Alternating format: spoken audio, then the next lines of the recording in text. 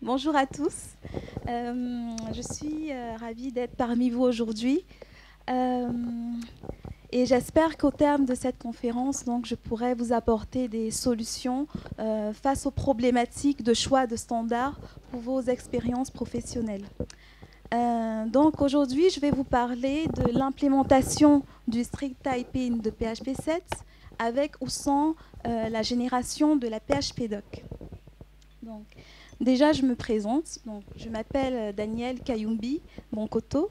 Je suis ingénieure en informatique et actuellement directrice générale de mon entreprise DKWF Technologies que je dirige avec mon époux, Monsieur Dali Kayumbi. Donc, nous développons des solutions innovantes de gestion de temps et en parallèle, je fais du freelance en PHP 7 Symfony 3. Donc, vous pourrez me joindre via mon Twitter, mon adresse mail ou mon site internet. Donc, j'ai juste une question à main levée avant d'aller plus loin. Qui d'entre vous a déjà été confronté à une problématique de choix d'un standard ou de nouvelles technologies au cours d'un projet? Ah, c'est très intéressant. Très, très intéressant. Bon, moi personnellement, c'est chez mon client actuel, le groupe Solera, que j'ai eu des discussions avec les développeurs back-end. Donc, nous nous demandions quelle était la stratégie à adopter pour la documentation du code. Et ce, à partir du moment où nous sommes passés sur PHP 7. Donc, on se demandait si, en implémentant le strict typing de PHP 7, on pouvait s'affranchir de la PHP doc. Donc, plus en détail, vous savez bien que depuis PHP 7, juste pour rappel, il est possible de typer des arguments, des arguments scalaires, donc des booléens, des entiers, des chaînes de caractères, et également les retours de fonctions. Et si on couple à cela la nouvelle directive strict type, qui permet de garantir qu'on respecte bien le contrat d'une fonction, alors là, on peut se demander s'il est toujours pertinent de maintenir de la PHP doc, sachant qu'aujourd'hui, il n'y a pas encore vraiment de standard défini autour de la PHP doc. Donc, en termes de code, qu'est-ce que ça donne? À gauche, vous avez du code juste avec du strict typing, donc du typage strict. La déclarative strict type est activée, l'argument de ma fonction est défini, ainsi que le type de retour. À droite, c'est la même fonction avec en plus de la PHP doc. Donc, si vous remarquez bien, on peut se dire que les deux déclarations sont assez similaires. Donc, est-ce qu'il y a... Enfin, peut se poser la question de savoir s'il y a une certaine redondance dans la déclaration des données. Donc, pour pouvoir répondre à cette question, je vais vous parler du contexte. D'abord, on va voir les standards qui sont définis autour de PHP doc. Et ensuite, nous allons voir les avantages et les limites du strict typing. Et enfin, je vous montrerai des résultats de génération de documentation avec d'Oxygène, par exemple. Donc, PHP doc, c'est donc le standard de la documentation du code. Avec PHP doc, comme vous le savez, on peut documenter des variables, des classes et des fonctions, des méthodes. PHP doc nous offre un ensemble de tags.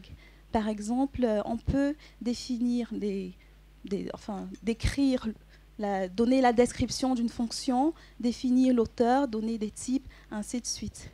Aujourd'hui, il existe donc des générateurs de documentation qui parsent la PHP doc pour générer de la doc technique en HTML sur des classes publiques. C'est ce qu'on retrouve par exemple sur la documentation des frameworks comme Symfony ou Zen Framework.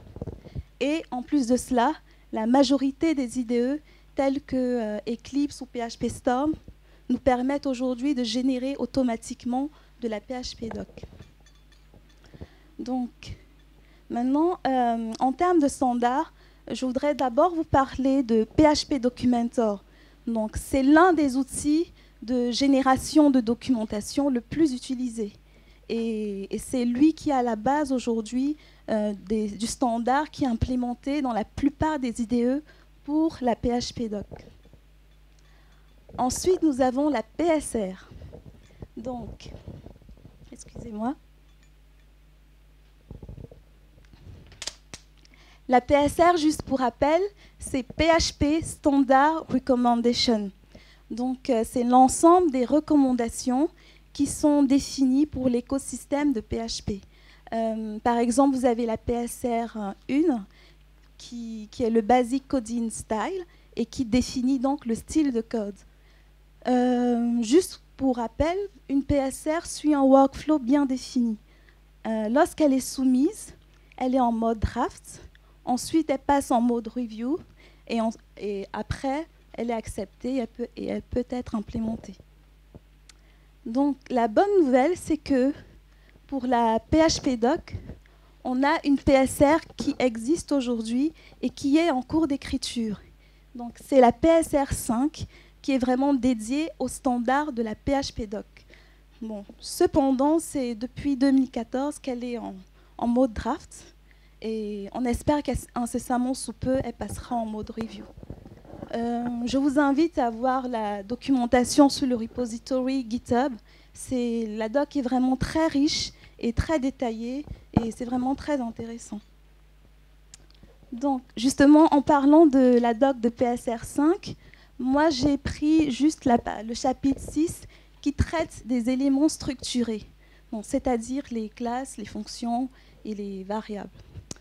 La PSR 5 nous dit que chaque élément structuré doit contenir un résumé, une description et une liste spécifique de tags.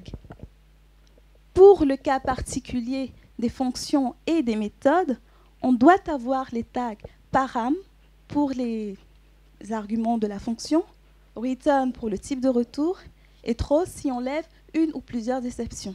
Ça, c'est ce que nous dit la PSR.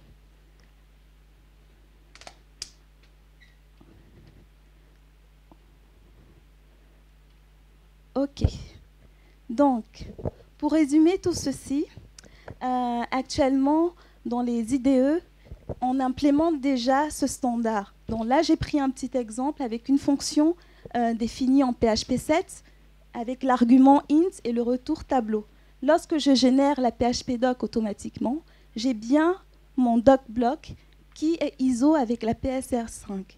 Bon, il manque juste la description à rajouter et puis le travail est fait. OK.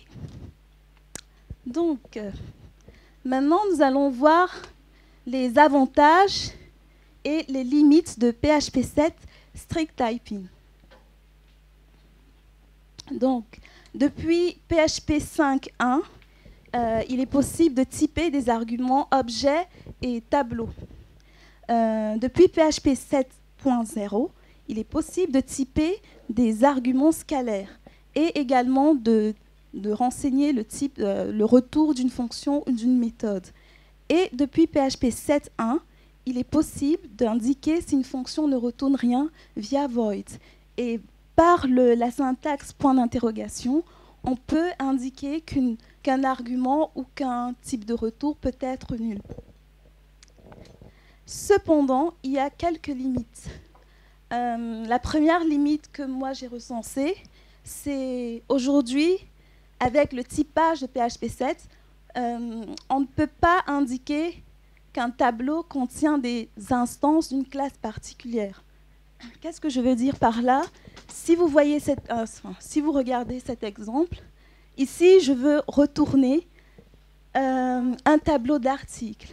Donc, en PHP 7, ce n'est pas possible. La solution, c'est de passer par la PHP doc et de préciser le nom de la classe suivi de crochets. Ça peut être très, très intéressant quand vous travaillez sur un IDE pour accéder directement aux propriétés de l'instance qui est un élément du tableau, sans avoir à redéclarer le type de la variable. Deuxième limite, aujourd'hui, avec le typage de PHP 7, on ne peut pas indiquer qu'une fonction peut retourner plusieurs types. Donc, solution, c'est de passer par la PHP doc et de séparer les différents types par des pipes. Et troisième limite et dernière, il s'agit des exceptions. Donc, si je veux dire que ma fonction retourne une ou plusieurs exceptions, donc en PHP 7, c'est impossible de le faire. Enfin, juste avec le typage de PHP 7, c'est impossible. Donc, solution, passer par la PHP-doc et indiquer via le tag throws là où les exceptions qui sont levées. Malgré tout ça, ce qui est bien en PHP 7, c'est qu'on a une nouvelle directive qui est le strict type.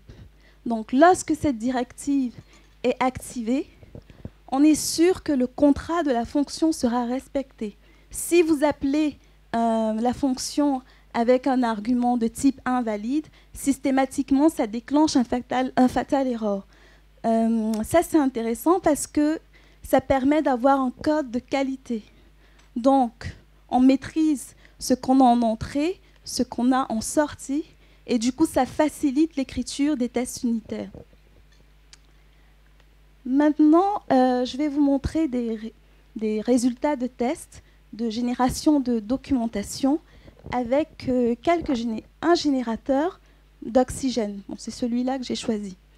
Ce qu'il faut savoir en général, c'est que la plupart des générateurs de documentation ne supportent pas encore la syntaxe PHP 7. Donc, premier use case, ici, je spécifie uniquement la PHP-doc sans typer les arguments et sans préciser le type de retour. Donc, en résultat, j'ai une documentation qui est assez explicite, sauf que la définition de ma fonction n'est pas complète. Ici, il me manque le type de l'argument bar. Bon, après, le reste est assez bien détaillé. Deuxième use case maintenant. Je retire la PHP-doc et j'indique le type de l'argument et le retour de ma fonction. Donc, en résultat, j'ai une doc qui est assez light par rapport au résultat que j'avais précédemment. Si vous voyez ici, j'ai la description de la fonction, la section parameters et la section return. Dans le cas du type insin uniquement, je ne l'ai pas. Et dernier cas de test, je mixe les deux. PHP 7, strict typing. Donc, qu'est-ce que j'ai? J'ai bien une documentation claire, explicite et complète. Donc, je pense qu'à partir de là, on peut déjà en déduire une solution, la solution la plus idéale. Mais avant, j'aimerais bien vous faire part de mon retour d'expérience.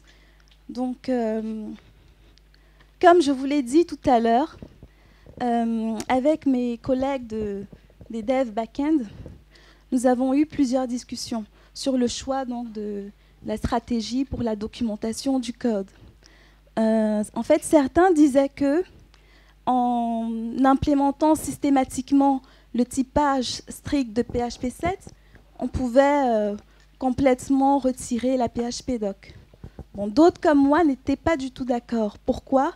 Parce que comme je vous l'ai montré précédemment, on a quelques limites avec le typage de PHP 7. Je ne peux pas indiquer qu'un tableau contient des instances particulières. Je ne peux pas spécifier plusieurs types de retours et je ne peux pas indiquer les exceptions qui sont levées. Donc,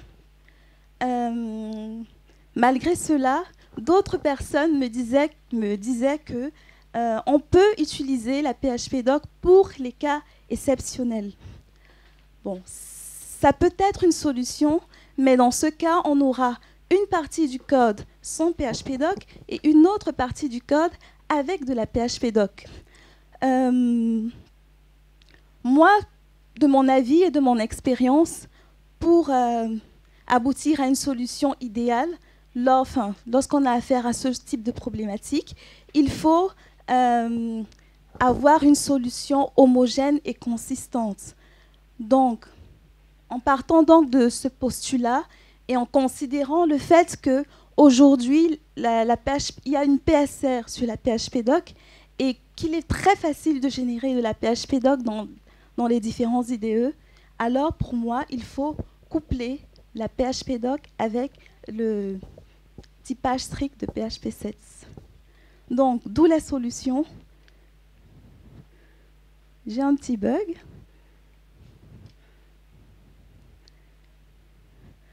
Voilà, d'où la solution, donc PHP-doc et PHP 7 strict typing. On gagne en puissance, on gagne en puissance, en richesse et en qualité avec le typage strict de PHP. Et d'un autre côté, on est ISO avec la PSR. Et également, on a un code qui est lisible, clair et compréhensible. Pourquoi? Parce qu'un développeur qui arrive sur le projet pourra facilement monter en compétence sans avoir à analyser le code. Il pourra facilement comprendre le code sans trop perdre de temps. Et donc, en conclusion, j'ai terminé. Je vous dis, PHP-doc et PHP 7 strict typing, on gagne en qualité, en clarté, et on est compatible avec la majorité des générateurs de documentation. Merci pour votre attention.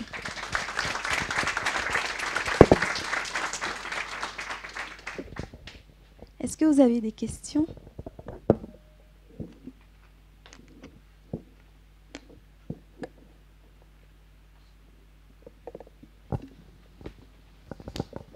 Est-ce que dans PHP 7.2, ils vont justement ajouter ce qui manque pour l'instant, les retours multiples et puis les exceptions, ces choses-là? C'est prévu ou... Je ne sais pas si c'est prévu, mais j'ai vu qu'il y avait des discussions au niveau de la RFC pour une implémentation justement des retours multiples. Donc je ne sais pas si c'est acté, mais en tout cas les discussions sont là. Ok, merci.